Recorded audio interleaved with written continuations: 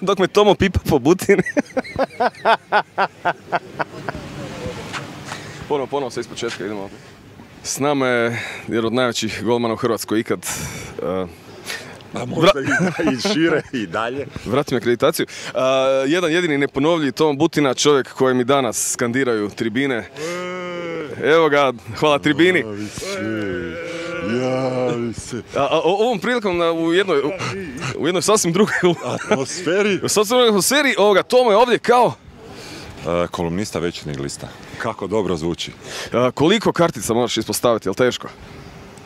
Nemam zadanu temu, isključivo radim na inspiraciju i jedini uvjet je da je sve maksimalno pozitivno, da oslikamo hrvatski nogomet u svjetlu kako on stvarno je.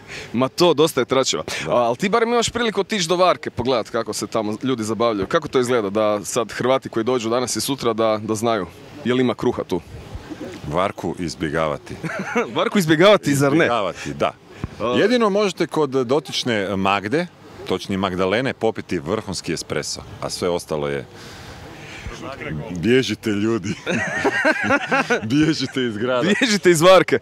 Ništa, Varka je tu jedan prekrasan dojam ostavila jer su naši reprezentativci sretni. Koje je meso popularno tu? Šta se jede u Poljskoj? Ili ima neki specijalitet da ste čuli? Ili... Ne, mi smo jučer smo probali kobase koje su za preporučiti.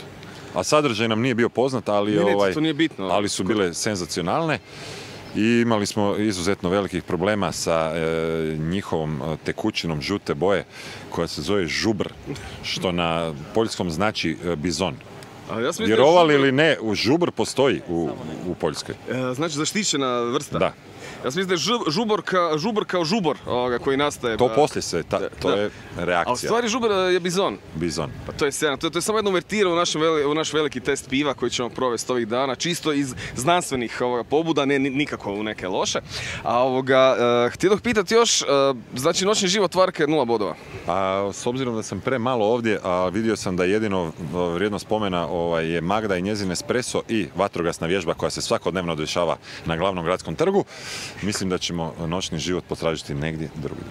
Eventualno večeras ćemo ići na izvlačenje brojeva lota u lokalnom umirovljeničkom domu, ako se dogovorimo s ljudima, a do tada uživajte u kolumnama Tome Butine i pratite Generali Patrol do gola. Hvala puno.